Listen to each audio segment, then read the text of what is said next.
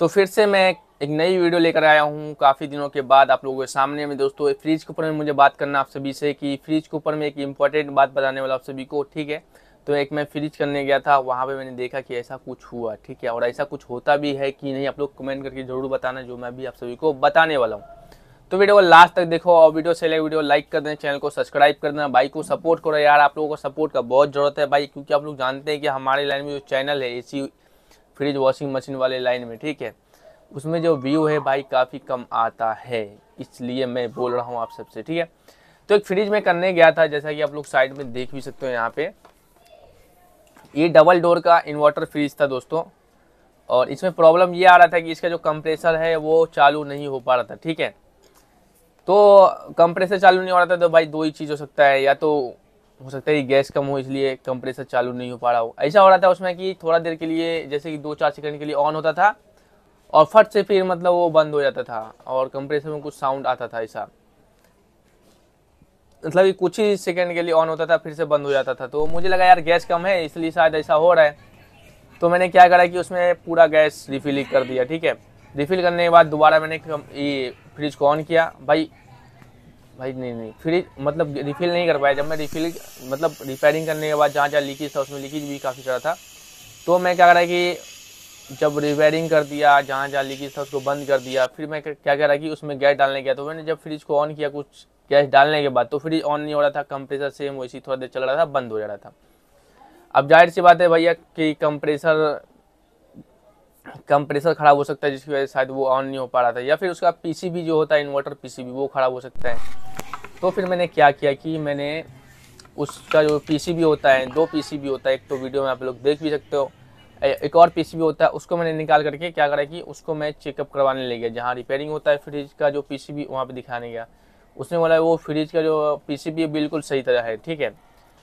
तो जाहिर सी बात है दोस्तों, आप फ्रिज का जो पीसीबी सही है तो जाहिर सी बात है कि फ्रिज का कंप्रेसर खराब है। कंप्रेसर खराब था तो मैंने क्या करा कि कंप्रेसर, ये कस्टमर को मैंने बोला कि सर इसको मतलब कि कंपनी से दिखला दीजिए, क्योंकि इसका कंप्रेसर इधर बहुत ज़्यादा महंगा मिलता है और दूसरी बात जल्दी मिलता भी नहीं है ना।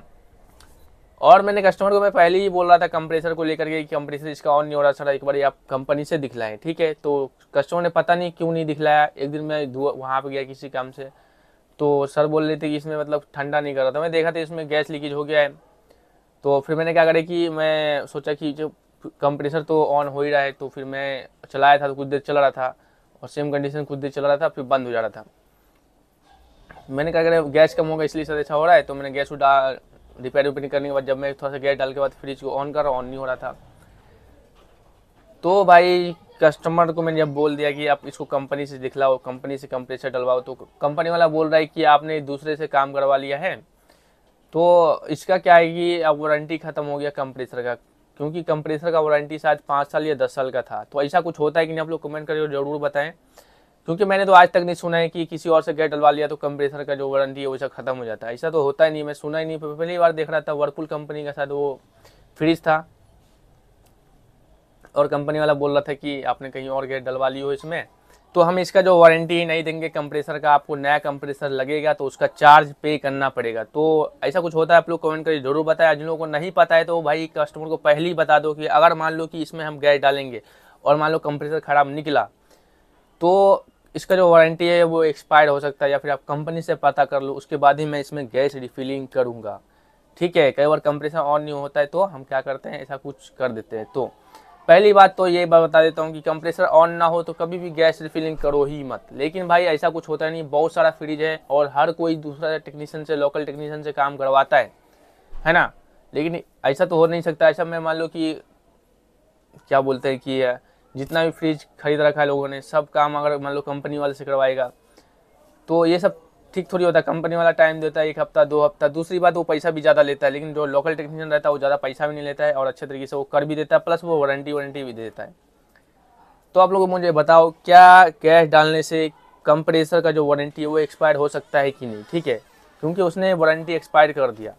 और जिनको नहीं पता है वो याद रखना कि गैस मत डालना जब तक कस्टमर को बोल देना कि भाई देखो कहीं वारंटी वगैरह ख़त्म हो सकता है आपका। तो एक बार ये क्या है कि कंपनी में पता कर लो, फिर जाकर के मैं इसमें गैस डालूंगा, ठीक है। उम्मीद करता हूँ ये इन्फॉर्मेशन आप लोगों को अच्छा होगा। अच्छा लगा होगा। तो मिलते हैं एक और वीडियो में। थैंक यू सो मच आप सभी का वीडियो देखने के लिए, और जो मैं पूछा हूँ उसका कमेंट करके ज़रूर जवाब दें। Take care and bye.